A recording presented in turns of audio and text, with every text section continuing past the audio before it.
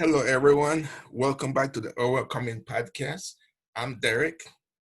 I'm Luis. And today we have a special guest, Priya. You want to go ahead and... Sure. First of all, I want to thank Luis and Derrick for inviting me to their show. I'm so excited. I'm a fan of their show. I've listened to it, and I think it's amazing. My name is Priya Ray. I am the founder of a grassroots group called DIY Able, and my goal is really to make people aware of disability, and I like to break the stereotypes of disability. My goal is to get a society where someone says they're disabled and we aren't necessarily, not that we're not being empathetic towards each other, but it isn't like, oh, I feel so sorry for you, or I don't know if I could live the way you do, I'd kill myself. And just the things people say when they don't understand what it's like to live with disability. So Let's start with music.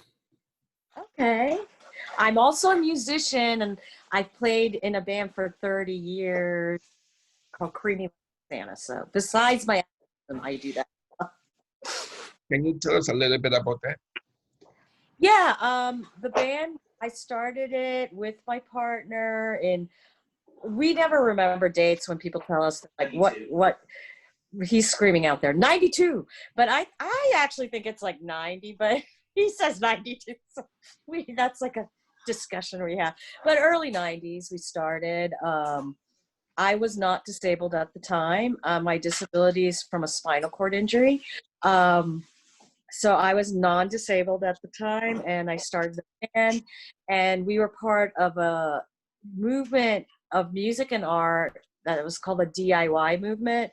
And it got its roots mostly in America through, I would say, the punk rock movement that kind of started in the early 80s and went through the 90s. Punk rock can mean so much different things. So a lot of people don't like disability. People don't like to identify with it. So, but for me, punk rock is just doing what you want and putting it out there and making it happen however you can. And so we're like on the more creative end than like the kind of aggressive music and stuff. Like, I mean, we have aggressive songs, but then it'll like start like kind of like this metal thing, and then it'll go to like a folk, like the change will be like a folk thing all the time. So we like to make people question what is going on. So that was always our goal. And we became part of the DIY. We started off in Miami, Florida. We became part of the DIY community there. And I always like to say people are in the right place at the right time as far as fame or something happening for them. So we happened to be at the right place at the right time. It was the early 90s. There were, a bunch of punk bands that didn't have equipment, and we did like these cool things like punk picnics. And so you must remember we were in Miami, so the weather was warm pretty much all year round. So we did these things, punk picnics in landfills where we got generators and everyone came out and, drank alcohol, of course. And we were just out in the sun, drinking, playing music. And the cool thing is there's a lot of great photographs of that. So even if the shows were like totally horrible, the photographs are amazing because we're like in these gravel pits performing. And so it was really fun. But the way the community existed is we all did it together. It wasn't like one band, one person. It was different people. Like we were a little older, so we had equipment. So a lot of the bands didn't have equipment, so we supplied the equipment. So a lot of bands, like we would have a show, like one of these punk rock picnics, and all the bands would be using our equipment. And, then you had people that booked the shows that, found a venue that was like a dive bar and turned it into a venue. So it was like a bunch of people working together to make that community exist. And even to this day now, that community we started in the 90s has such a big influence on the Miami music community, because we did things that still continue today, but we were like kind of, we were the first people that did a lot of the things we did, and it's influenced that community today.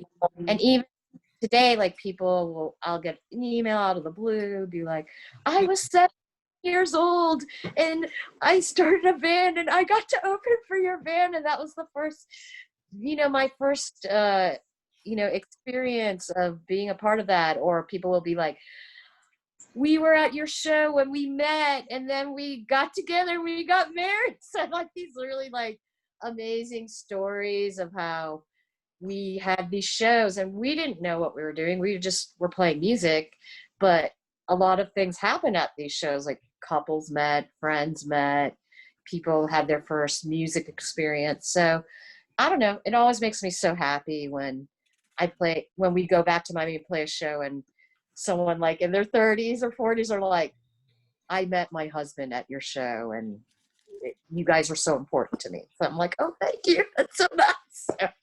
So yeah, so that's how I started. Nice. Luis, do you have any questions? Yeah. What was the inspiration to start your movement back then? Well, it's like I think we look back at history and we think, oh, they did this with that intentional purpose of making that happen. But really it was like we had a vision of how we wanted to play our music. And then there were other people that didn't have the same vision. They were just like, we're into they have like a Ramones influence band. But it was just, we just all wanted to play. We wanted to play our music and we wanted to play for people. And so was our inspiration for doing it. We weren't so like, we want to create this community that's going to influence things for 30 years. Like, we had no way of knowing that was going to happen. So our inspiration was really that we didn't want to focus on getting signed to a label, getting a booking agent, doing all these things that was the infrastructure of music, from the 50s, 60s, 70s. In the 80s, it changed a little with this DIY punk movement. But that's kind of what it was about. It was about not being connected to corporate money or money in general, just figuring it out a way for a community to do it itself. So in hindsight, now I'm 52 years old. I was 20 something back then. Hindsight, I think I was drawn to it because it was about community. It was about a community getting together and making something happen. So that's, I would say, was my inspiration and my draw to something like that. Can you tell us a little bit about your spinal cord injury and how was that? Do you want to know like how it happened? Yeah, I can Yeah. go through the whole story. I don't mind. What? It ties into the. Oh yeah, it ties into the. Robert is my partner, and we've been in the band together for 30 years. So this is like our living experience where he's like, oh, don't forget to say this. So anyway, it does actually tie into the music because I don't know, we got tired of Miami, and in 1998 we moved to Atlanta, Georgia. Our initial plan was we wanted to move to the Bay Area, but at the time the Bay Area was getting so expensive, so I think we were a little hesitant because we didn't make a lot of money. We just all worked, low paying jobs, and we're kind of a little afraid of whether we'd be able to figure out the affordability of living, finding a place, moving in, living. So we moved to Atlanta, Georgia, and we had friends there because the other thing I left out is we got hooked up with a touring network. So while we were living in Miami, we toured, at least twice a year. And the way we toured is we'd be like, hey, we're coming to your town. Can you book a show for us? And they book it in their house or one of these venues. you know, the same thing we did. So it was like kind of a back and forth. Like they booked a tour for us, a show for us where they lived. We would book a show where we lived, and we would promote, get money for the band. We'd all play the shows, and all the door money went to the touring band. And that was like the etiquette, if you want to call it that, of what we did back then. So I moved to Atlanta because we had a lot of friends there, and we were coming from Miami, so we didn't want to move to a small town because we were afraid of moving to a small town coming from a big city. So we chose Atlanta, and I hadn't even lived there a year, but we had already kind of decided we weren't really into living in Atlanta, and we just wanted to move to the Bay Area. And we had friends there too that we knew from this touring network that we had been a part of. And they were like, yeah, come here. You can live here. You can crush on the porch. You can find a place. So that was kind of our plan. We were like talking about moving there. And, there was a DIY space in Atlanta that was called C11. And the reason it was called C11 was because there were these warehouses in Southeast Atlanta. And that was they were called C11, C12, that was so C11, which was a huge influence on the punk DIY movement in Atlanta, and we play there quite often. And then when we moved there, we'd go to see bands, and friends of ours, we'd book them there, and that's where we'd see them. So it's interesting because I had been there so many times, and they had a skate ramp or a half pipe. So anyone familiar with skateboarding, which I think you guys are, because I don't know, Derrick, you said something, you were doing a project with skateboards. So I was like, oh, Derrick, that is. So half pipe, for anyone that doesn't know, and I'm sure you've all seen it, it's like these things that go like this, that skateboarders go back and forth and skate them. So I never had been up there, and my band wasn't even playing, and the night of my injury, we were like, let's go to this show at C11. Like, okay. So we went there, and then, I don't know, a couple of my friends I think they were like, let's climb to the top of this skate half pipe thing, which I had never, ever, ever done in the millions of times I had been there. And so, unfortunately, that day, I think somebody was working on electrical or something. That's this part of the story I don't really know, but they had left a panel out in the top of the deck of the skate ramp. So like I had two friends, and they were walked, and I guess they realized that there wasn't a panel there, but I guess I didn't realize it. I stepped into the empty panel and fell through, and I think I fell in a sitting position, and that's what happened. And I'll tell you an interesting story. I didn't really know that had happened, actually. I just kind of made the assumption just from what little bits of information people were telling me. But then 17 years after my injury, because in Chattanooga, Tennessee, there's this really amazing, and I consider these people my family, essentially. Like, over the years, we've been friends so long.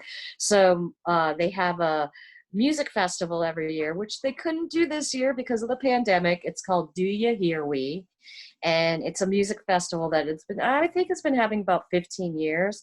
And bands, the family bands, like the network, that part of the network, we all go there every year, play these shows, all see each other, be like, oh, it's been so long. So it's like a great thing.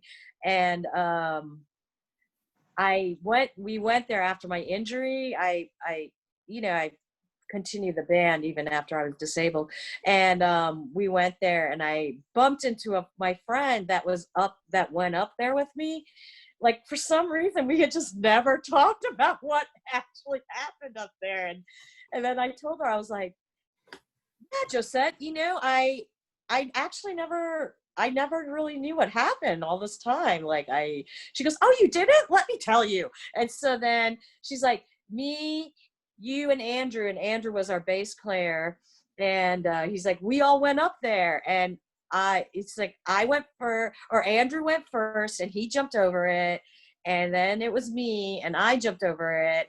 And then I looked back and you weren't there. And I was like, where did Priya go? And then they went and they saw that I'd fallen through the thing. And so I didn't really know what had actually happened until 17 years after my injury. And my band was about to play when she told me that. So I was like thinking to myself, how am I dealing? Is this freaking me out? How am I processing? But I just kind of realized it's not really freaking me out. You know, I had a verification of what actually happened. So it didn't really freak me out. And I went and performed. And performing is such a cathartic thing. So I guess it had freaked me out. I've been playing in the band, like, you know, stress or trauma. But I don't know, it really traumatized me. I just, you know, I'd already been disabled for 17 years. So I wasn't really traumatized by the story of what had actually happened. So. Luis? So after hearing that story, 17 years later, how did it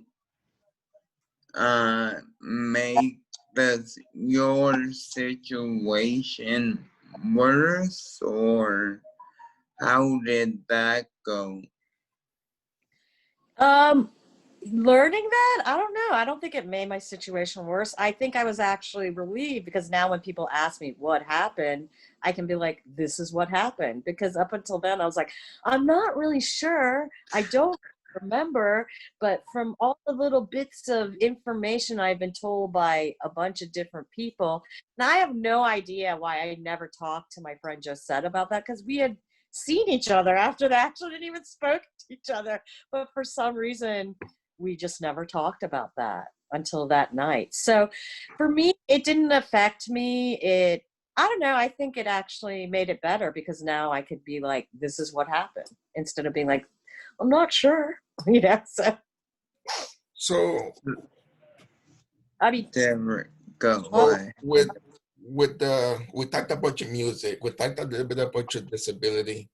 Let's talk about your art. okay. So how did you get involved with going from music to art? Okay, so I am both. I'm a musician and art. I've always went to art school. I actually was going to art school, and that's when I met my partner, Robert.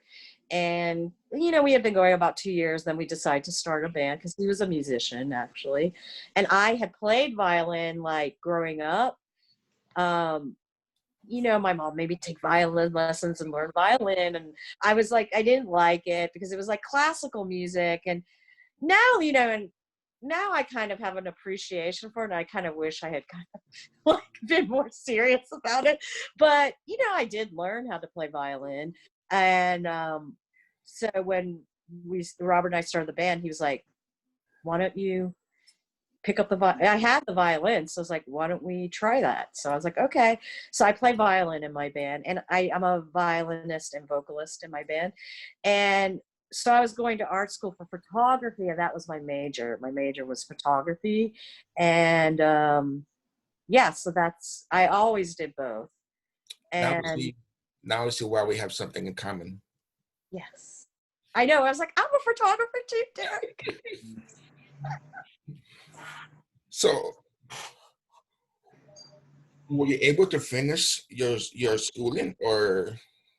Yeah, I graduated with a BFA in photography from Florida International University, and that's like the Florida State School in Miami. So that actually has a really excellent photography department. And so I went, that's where I got my BFA from. And then I don't know, after I graduated, a lot of my friends went on to do their masters and stuff, but I was just like, I'm kind of over. I don't know. By the time I was ending art school, I was so tired of like critiques and talking about my art and what it meant and blah, blah, blah, blah, blah. So I was just sick of this. And then I also worked as a preparator in a lot of, that was what I did as a job while I was going to art school and being in the band. So I was a preparator for a lot of galleries, and I just would meet all these artists that were like known and recognized, and I just didn't like them, and I didn't like the stuff they had to say. I cannot be a part of this world. So yeah, at the end of art school, I realized, oh no, I'm not sure why I did this, because You know, it's like, but you know, I don't regret it because I don't know, I learned a lot about photography, you know, about the history of photography, and just learned about a lot of photographers and the work they did. And so that, I'm really happy for that part of my education. It's just like, it wasn't going to turn into an art career for me necessarily. And I was doing the band. So I just, and you know, because it was like a DIY slash punk band or whatever you want to call it. Um, my art creativity was also, you know, making flyers and record albums and stuff like that is also art. So I just was like, I'm already going to be making art with my band. So I don't really need to get masters to do that. Yeah. So I just decided not to continue on with the academic education of my art. Luis? So we've talked about your art. Going back to your music, did you ever make it to the Bay Area? And if why or why not? Well, I did in the 90s, we did tour we had a lot, like, so let me explain the network. So in the 90s, it was like it was so bizarre how this network fell into place. So it was like Miami, Chattanooga, Tennessee, and Huntington, Alabama was also in part of that network because a lot of bands from the Huntington, Alabama scene came out. And so it was like almost like it was like a triangle. It was like the Bay Area, Miami, and then some parts of the South. Like we were all involved. So yeah, so we definitely made it out to the Bay Area in the 90s, in Bay Area and LA, and we played, you know, we played those. We didn't really play any other place in California. That was pretty much it, the Bay Area and LA. And then after my injury, I ended up moving to the Bay Area because, and I will tell you why, because after I had my injury, all my non-disabled friends who had moved to the Bay Area were like, you have to move to the Bay Area. This is the most handicap accessible place in the country. And, you know, I was nearly disabled, and, you know, I think I was kind of processing the way I would have to do things now. So that, you know, I was kind of thinking more about that than really about what that meant to be the most accessible city in the country. And so I went there. I moved there, and well, I was kind of afraid to move there because still I was afraid because now I was disabled. I didn't know how I was going to get a job. I did learn web design, and you know, so you know, kind of had that tool under my belt, thinking maybe I could go to the Bay Area and do that. But I was still a little freaked out to move to the Bay Area, so I ended up moving to LA first because LA was cheaper, and I had some friends there that were going to, I forget what that place, it's Art Center, like Mike Kelly used to work there. I think it's called Art Center or something. I forget what that place is. Oh, okay, yeah. I changed their name. It's in Pasadena. So that, yeah, I had some friends that were going to college there and doing their masters and stuff there. So they were like, you can move in with us till you get settled. So I was like, okay. So I moved to LA first, and I enjoyed it. It was cool. I lived there for 2 years, and then I moved to the Bay Area, and I lived in the Bay Area for about 11 years. Any final questions, Luis? At the end of the day, what is your definition of a disability, and what are you personally striving for in the future? That's an interesting question. No one's ever really asked me that. So I'm like thinking about it as you're saying that. And the one thing about my life is my mom was disabled. She had rheumatoid arthritis. So, and which is, you know, a degenerative disease. It starts off not as bad as it gets towards the end. So and she got essentially around the year I was born. So she always had it. as you know, as my knowledge went, as a child parent knowledge. And so I just think, and you know, this was in 1968 this happened. So the ADA wasn't passed, the 504 hadn't happened, none of that had happened.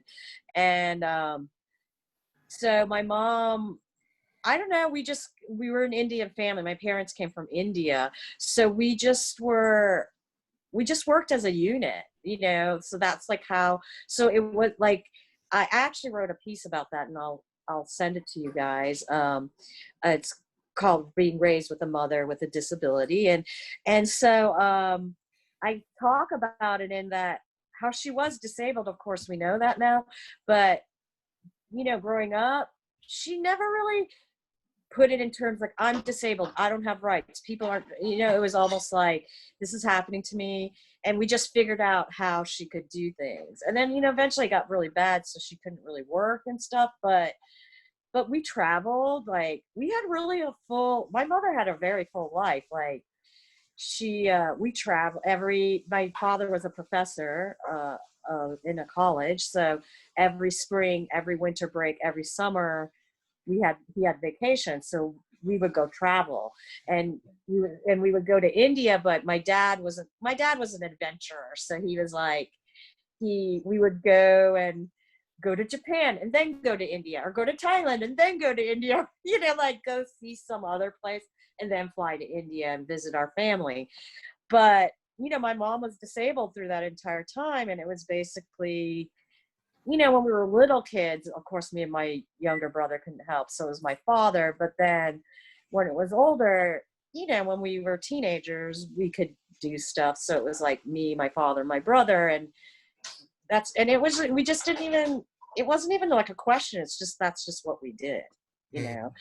So for me, like, the definition of a disability, that's why I feel like this definition of what we as society see as a disability, that it's so bad. And at a time, yeah, it was bad to have, but now we are living in the age of where we have Zoom meetings, we have Facebook, we have internet, we have email, we have text messaging.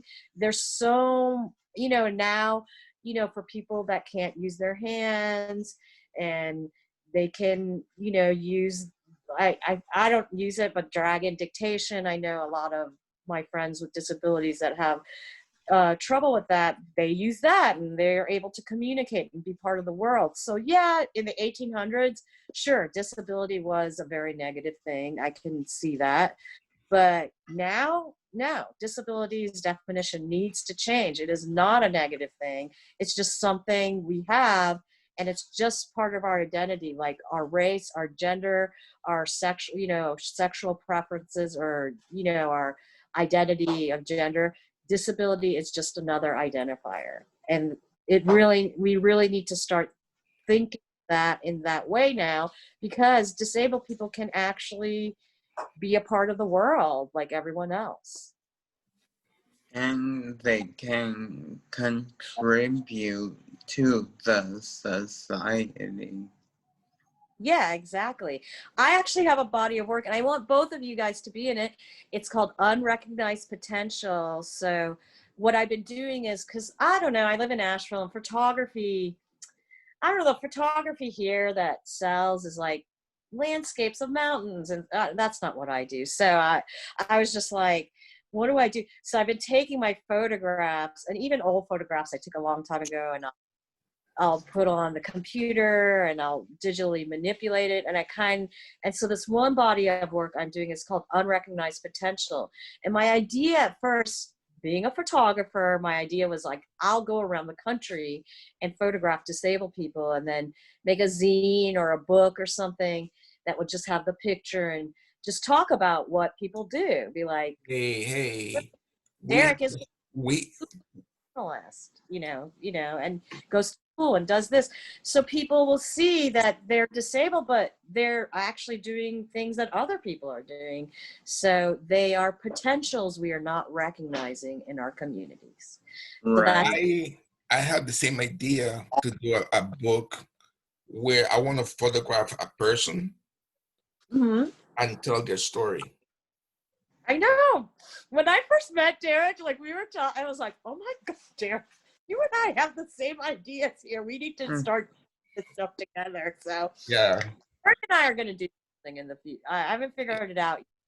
But he also wanted to do a comic book. And I was like, oh my God, I had an idea of doing a comic book. So we would love to have you back maybe next month or in February. We're gonna call it disability, something with disability, like positive disability or something like that. We'll have a conversation about that. Totally into that. Yeah. Awesome. Maybe you could show some of your work or something like that. Oh my God. When I heard your guys' podcast, I was like, I want to be on this. I've never I listen to podcasts, but I'm never like, I want to be on this podcast. But when I heard you guys, I'm like, I want to be on these guys' podcasts. So I'm happy with you guys. Thank you. Love what you guys Thank do. you. Thank you, everyone. This has been the Hour of Comment podcast. I'm Derrick. I'm Luis. And Priya, our guest, she's gonna be back after the holidays. Any final thoughts, Priya? No, I just want to tell everyone that when you are building your communities, please, the way to be inclusive, what? Sorry, Robert messed me up. But anyway, I do want to tell everyone that I am doing a disabled art makers art sale. So follow my DIYable Facebook page, Instagrams, check that out, to support disabled artists. But my words of wisdom is to communities. When you are building your communities, you are not being inclusive if you're not thinking about disabled people. So think about that when you're making a restaurant, when you're getting a DIY space. Think about how you can include disabled people. And if you can't figure it out, ask a disabled person. We can tell you. We are not shy at sharing our information. No. And we are happy to share information. So, if you're not disabled, you're not going to know how to do it. So reach out to the disabled community and we will help you and you can help us. And that's how it works. Do me a favor, when we get off here, send me all your Instagrams. And once we post it, I'll tag you on those. Okay, cool. Awesome. Yeah, we'll put them with the YouTube video. Yeah. Okay, awesome. I sure will. And I only want to interview you guys too. I do a thing called DIYable Talk, and where I just talk to people that are disabled about what they do, and Okay. we could talk about the disability, like what your disability is, if you want. But I really just want to. I mean, I feel it's important to talk about this so people know you're disabled. But then I just want to go into what you want to do and what you do in life, just so we can normalize what disability is to everyone. Right. So I would love to have I'm open. I'm open. Okay. We're open. Okay, I'll do both of you guys. You're a good team. I want to keep it the duo together. So I'm sorry I'm eating while I'm doing this, but I'm hungry. But anyway, so yeah, I'd love to have you guys on. And you can edit this out of the interview, but another thing I'm doing is I'm in this project doing oral histories of people with disabilities during COVID-19. And it's not my project, I'm just working with a group of people. So I'd love to interview you guys for that. And they're looking for disabled people with more diversity. So if you know anyone disabled that would want to be interviewed about that, send them my direction and we will do that. We'll do that. Will do. And I'll write you about that too. You don't have to. Okay. Thank you so much. I talk a lot and I talk fast. Thank you. Thank you. Thank you guys. I love you guys. Thank you so much. Thank you Love for having me. I'll message you, Priya. Luis, I'll FaceTime you. Okay, All yeah. right. I'll message you too. And Luis, are you on Facebook? What's your last name? Lemus. Lems in Michael. U.S. as in Sam. Okay. So Luis, Luis, right? Yes. Okay, I'm from Miami. I know the Spanish version of Louis, not Louis, not like Louis. Right. Thank you. What is that, Louis? Oh my God. I'm gonna start recording.